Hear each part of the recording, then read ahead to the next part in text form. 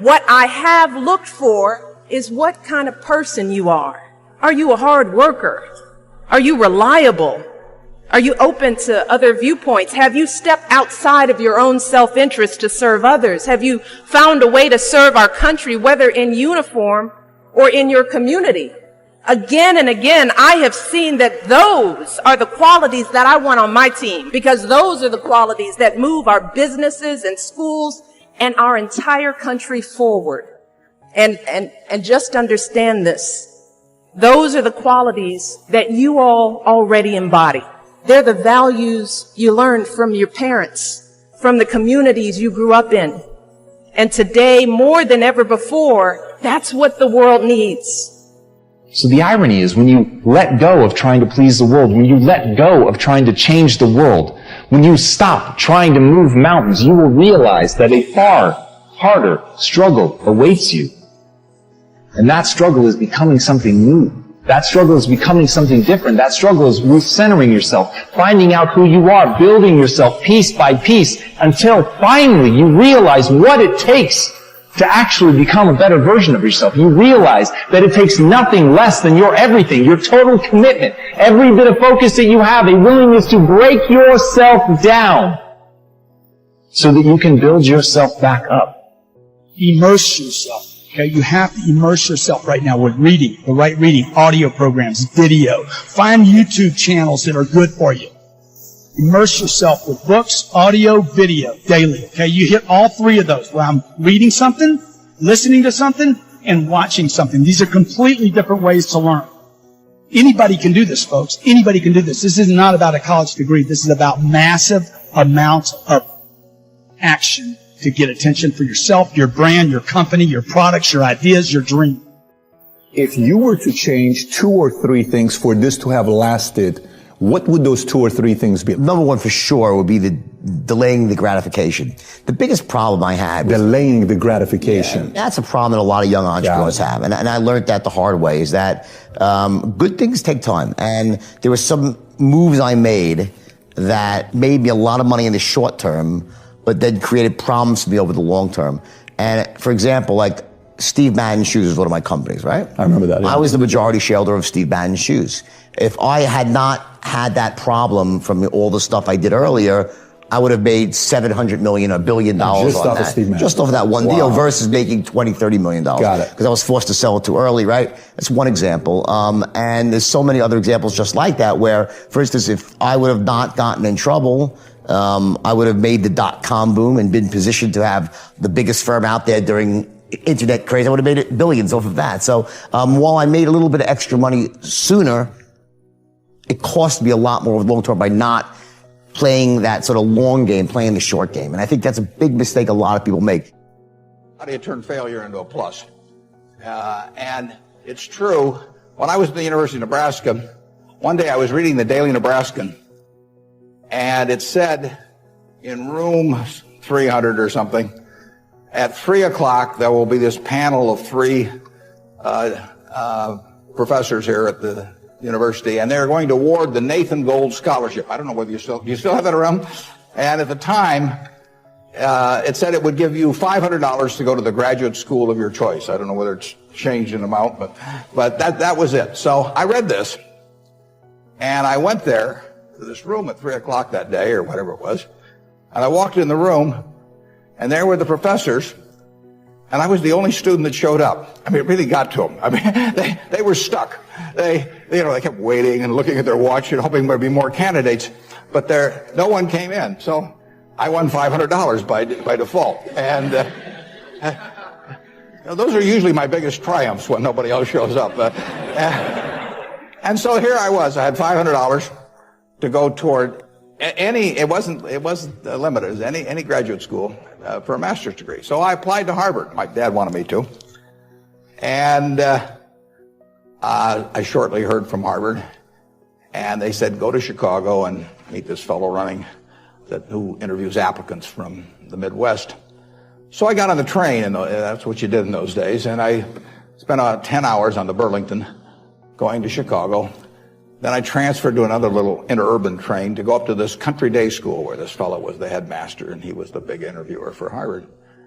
And I got there, and after about 10 minutes, he said, better think about something else. He come back later on. I was 19 at the time, and I looked about 12, and I acted about 8. So it was not a great combination. So he said, forget it. So I took the little interurban train back to Chicago, and I took the 10-hour train back to Omaha. All the time I'm thinking, what do I tell my parents? It's kind of embarrassing.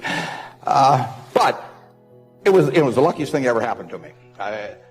Because if I'd gone to Harvard, I would have gone to a 2-year business school. I instead applied to Columbia, where I could graduate in 1 year and get a master's degree. Luckily, that by the accident of it and being in the Nebraska National Guard, which did not get called up for the Korean War, I missed going in the Korean War. I got to meet Ben Graham, which had an enormous effect on me subsequently. And I probably got my wife that way because she was going to Northwestern. Eventually, that will pass. You'll get through it, but you will be different. In those tough times, when you're uncomfortable, going through a loss, dealing with an illness, you could easily let it overwhelm you. Now, how the pain changes you is up to you. You can come out bitter, or you can come out better. You can come out defeated, giving up on your dreams, or you can come out with a new passion, a new fire, excited about the new opportunities in front of you. I may not like it, but I'm not a whiner. I'm a warrior. I know I can handle this. Don't complain about the pain. Without the pain, we couldn't reach the fullness of our destinies. Sometimes we bring pain on ourselves. We make poor choices, get in a relationship we know is not good, or maybe get over our head in our spending. Now it's painful. We're having to deal with the consequences. All of us experience pain. My challenge, don't just go through it, grow through it. That difficulty is an opportunity to get stronger, to develop character, to gain new confidence. Anybody can give up. Anybody can let it overwhelm you. But you know what that's doing? Wasting your pain. That pain is not there to stop you. It's there to prepare you, to increase you, to develop you. Difficulties are a part of life. Now quit telling yourself you can't take it. You're not weak. You are well able. Eventually the pain will pass. You'll give birth to new strength. Just because it hasn't happened yet doesn't mean that it's not going to happen. And there will always be forces trying to convince us to settle where we are. Life has a way of pushing our dreams down. They can become buried under discouragement, buried under past mistakes. There are dreams buried under divorce, buried under low self-esteem. It's easy to settle for mediocrity even though we have all this potential buried on the inside. What are you remembering? The hurt, the pain, what didn't work out? Turn it around and remember your dream. Have you allowed any dreams to get buried in you? At one time, you believed you could do something great. You believed you could lead the company in sales. You believed you could break that addiction.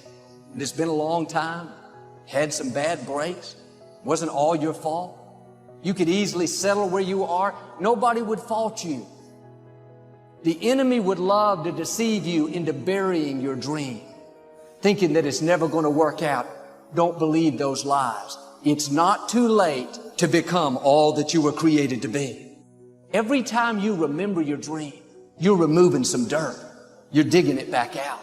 The true mark of a champion is even though some dirt gets thrown on your dream, instead of letting it get buried, you keep shaking it off. You keep moving forward. You wouldn't be having that opposition if you didn't have something great in you. If your dream wasn't alive and on track, right on schedule to come to pass, you wouldn't have so many things coming against you. That dream is still alive. You may have tried a year ago, 5 years ago, or 40 years ago. Didn't work out. Nobody was there to help you. Go back and try again. This is your time. This is your moment. Your destiny is calling out to you. Can I tell you, Your dream is not dead. It's just not in season. Your time is coming. Promotion is coming. Good breaks are coming. Promises you've been standing on. Dreams you've been praying about. Lack is not your destiny.